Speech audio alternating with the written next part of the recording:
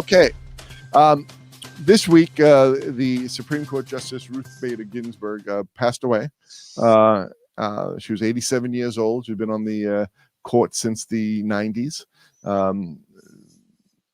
Nominated and confirmed during President Clinton, his administration, and a very, very leftist type of a judge. Always, went on the other side. Her and Antonio Scalia had a great relationship, even though they were totally opposites. But yet they respected each other, loved each other, and were colleagues for many, many years before he died last year. I think it was last year or 2 years ago. That was kind of controversial too. Yeah, 2 years ago. Yeah. So, but I wanted to just explore that a little bit, just to see what we think about it. I know it just happened, and I didn't really get to do a whole lot of research on it, but but I think it's very interesting to see. Basically, the Supreme Court justice dies. Now there's a vacancy. Now what? What is expected? It's interesting in the. I should have had this open, but it was Governor O'Hare. Governor O'Hare. I think Mark David Smith should take the whole contemplated the Constitution this Wednesday, and talk about this, because this is awesome. This is. I think I don't even know if you're up there yet. Are you up there into the? Yeah, I think you probably are. Well, it's still in the 8th. I think we're on the 18th. Okay, but Section 18. Section 18. We're still on. We were on the service. We were on martial law and that kind of stuff. But anyhow, go ahead. Okay, no, I'm just looking to see where I'm at here. I can't even find it, but I know I have it here. See, that's it's Article 2, right? It's Article 2. Well, Article 2, I'll just kind of wing it. I'll wing it. But it's in Article 2. Well, actually, I do have Article 2, Section 2. But it's the advising consent clause of the Constitution, where the president has the power to appoint judges and officers, all these different things, and one of them is the Supreme Court justices. It doesn't say that he only can approve them during the first 3 years of his term, and then if he's reelected, then he can do it for the next 3 years. But the fourth year is reserved to do nothing, because it's a political campaign, and everything's politicized. Well, it was changed. In reality, isn't everything politicized these days? I mean, from the election of 2016 to everything that went on during the President Trump administration up until this time, and now they're politicizing it once again. And so the question is, does President Trump adhere to the Constitution of the United States and appoint a Supreme Court justice, nominate a Supreme Court justice to that, so that the Senate then can advise and consent, vote for or against, once they do their, talking to because they always usually talk to every senator and all that kind of stuff, and blah, blah, blah. Right now the left is freaking out. That's basically interesting. In New York Post poll, I'm not sure who did the poll, but it was in the New York Post, that 67% of the people that were, and this was before, and this was like last week before Ruth Bader Ginsburg died. They said that 67% want a Supreme Court justice to be nominated. A judge to be nominated for a Supreme Court justice position. 67%. Interesting. And when was that poll taken? That was taken sometime, I think it was maybe the end of the fall previous week and into this past week, but before, because she died this Friday, the 18th. That's when she passed on, and this was done just before that. So maybe with understanding that her time might be limited based on the illnesses and all that kind of stuff. So, Jamie, I just want to come to you because there's just so many things that are going on. Even from voices like AOC that is saying this is the time to radicalize, to vote for Biden, even if you don't like him. That's what she said. All right. So they're admitting that a lot of people probably don't like Biden. And what the left wants to do is pack the Supreme Court. What does that mean? That means adding additional seats. I mean, I've heard somewhere up to 50, 60 different, seats in some cases. I don't know if we'll ever get to that, but 15 or 20. Why? So they can appoint radical judges to those posts, and their life terms. They're in there for life. That's when they get into the Supreme Court, they're in there for life. So this is very, very important.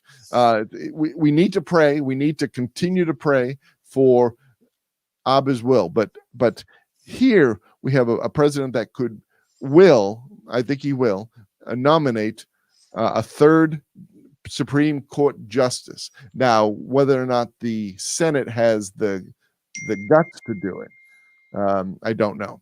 I think McConnell does. There are some wimpy Republicans in name only. We call them rhinos that are, what do you call it? What's the word? They're wavering. They're on the fan. See, they're on the fan. And they're wavering.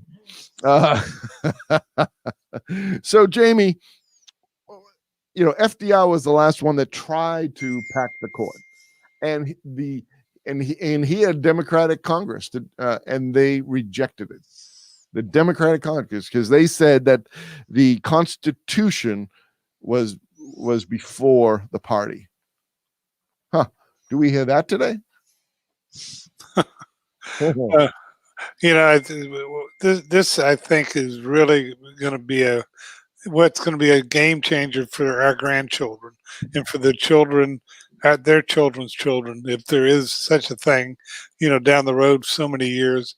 But right now, America is standing in a place where if we don't turn the tide to the right way, we're not going to have an America like we have today. Supreme Court is extremely important. Timing is extremely important. Ginsburg's been fighting this cancer for years, and there's been several reports on the internet over this last year that she was in and out of the hospital, she was living, she was dying, she wasn't making it, she was cloned, whatever. But the whole thing has been so politicized, as you said, that we're coming down now to the last 44 days before the election. President Trump is going to do the right thing. I totally believe that. I totally believe he's going to nominate the right person and he's going to get it passed. I believe all those things. But the reason why we have been so in the dark with this Supreme Court decision on the abortions and what we've done with that in the last 30 some years, 40 years, 50 years now. And it's so sick, and it's such a judgment on this country. And I think not only has President Trump turned around and brought the capital of Israel to Jerusalem, he's turning around things all over. And in this country, many, many things. And this is going to be a huge change. It's been prophesied by two different prophets that he would have three in his first term. So, these guys aren't wrong. I haven't seen them be wrong. And we should see this happen. So I'm asking and encouraging you to have faith and believe he's going to get his third one done. Amen. That you're right. It's a game changer. It really is a game changer. Because I used to have conversations with people who should have been very conservative, very leaning right, but yet when Obama came into play, they saw whatever they saw in that person, and they said they're going to vote for him. But I said, but he is pro-abortion. he is anti-life. He said, the presidents don't make a difference. Well, they do. They do. And here it is proven with this President Trump. Now we have 3 in one term, in one 4-year term. If a president had 3 in 8 years, that would be a lot. But here we have 3 in this term, and how many more in the next term? You could have another potentially 1 or 2 more in the next term. So this could be a game changer for the support of life in the womb. So what do you think, AviGayle? I agree. I think because of the state of, and we were praying about it today on War Room Prayers, the state of the mindset of the American people and the chaos with the politicians. We need a judge, a righteous judge. We need a judge that has righteousness in his heart.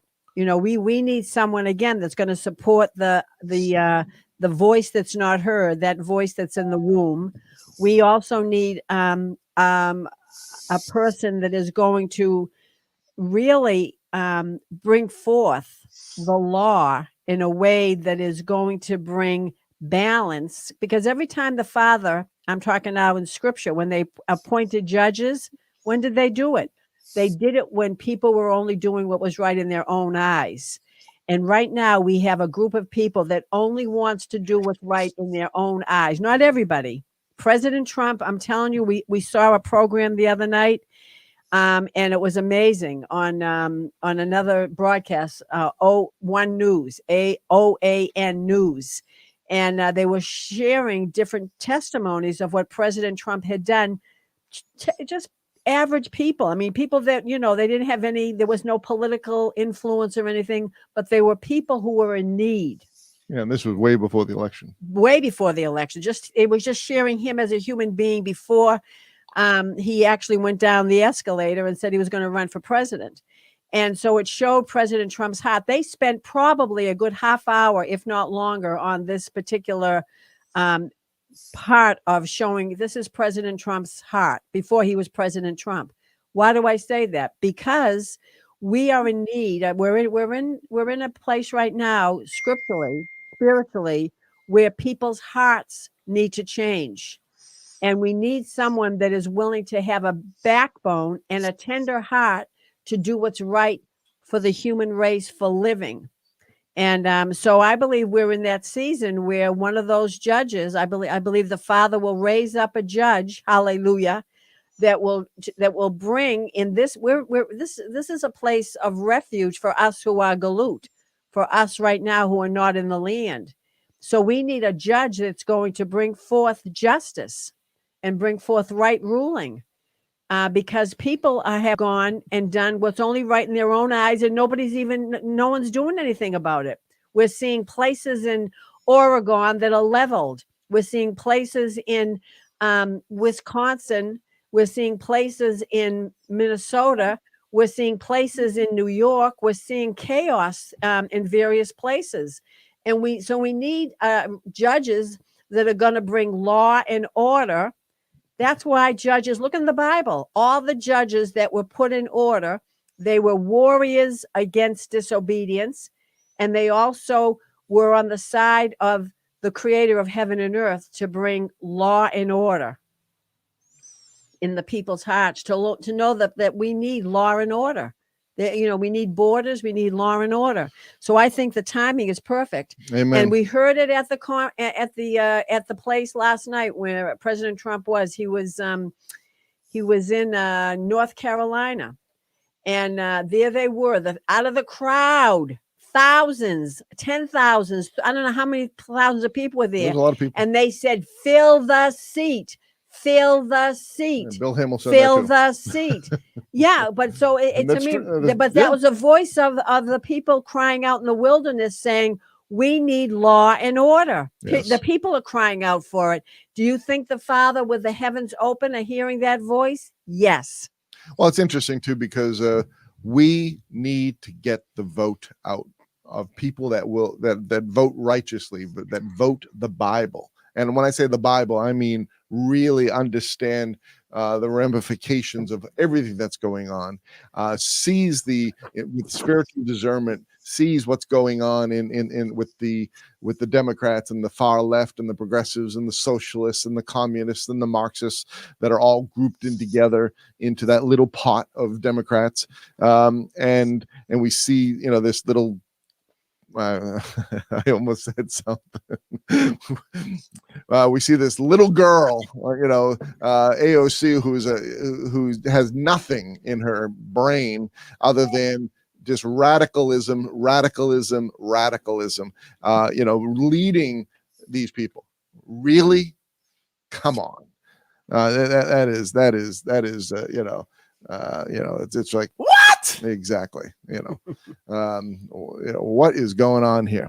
So I heard that in this 2016 election, I think Huckabee said this, Governor Huckabee said this, that 61% of people who identify themselves as Christians voted in the 2016 election. I guess that was a lot from his standpoint in previous elections. And I'm thinking to myself, well, I mean, who were they? And why only 61%? Now, I understand if there's a lot of people that might identify themselves from a Christian perspective, but what does that mean? Where's because there's a lot of Christian churches that are extremely liberal and vote for the Democratic ticket. And they don't care about abortion. They don't care about Second Amendment. They don't care about freedom of speech. They don't care about all these other things. They just want the power in there. So do I think 100% of people identified Christians should vote? I don't think they should, personally. But the ones that are on fire, the ones that are going and voting righteously should vote, because this is by far, and we've been through a lot of elections. This is by far the biggest election that we have ever had in our lifetime. And we need to take that seriously. We need to pray. We need to take our feet and do action. Put out our yard signs, put out our, talk to people. We are in a very democratic state here in Massachusetts. Virginia, I know, is also very democratic. But we need to get the word out, because there are common sense Democrats and independent minded people that will look at what's going on and vote, even if they, like his personality or not, President Trump. It doesn't matter. He's a disruptor, and he doesn't do things the way the establishment does it. That's the key.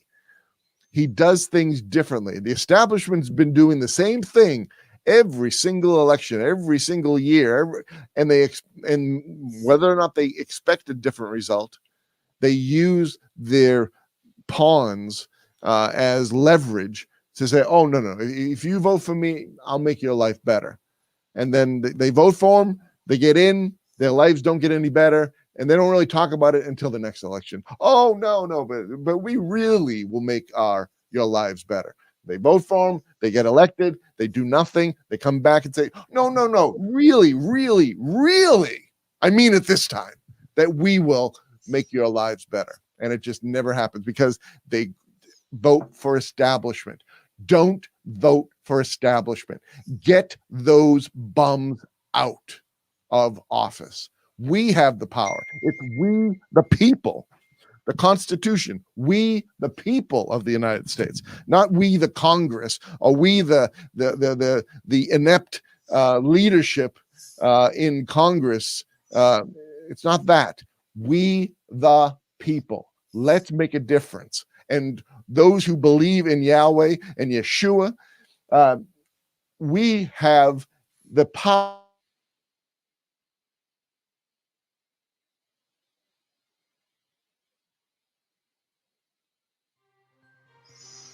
Uh-oh. The fan works, Jamie. Could you hear me? The fan works. No, it froze for a second. I think. Yeah. Yeah, I don't know. Maybe a lot of people are on the internet, but yeah, I know it all of a sudden just went black for a second and then came back. So We are richly blessed to bring you what we believe is the fullest, most diverse, yet up-to-date progressive teachings, discussion, and prayer programming you can find anywhere on this planet. Be sure to take the tour of the MessianicLambRadio.com website. I'm Susan Hoogie, thanking you for joining us on the Messianic Lamb Video Network.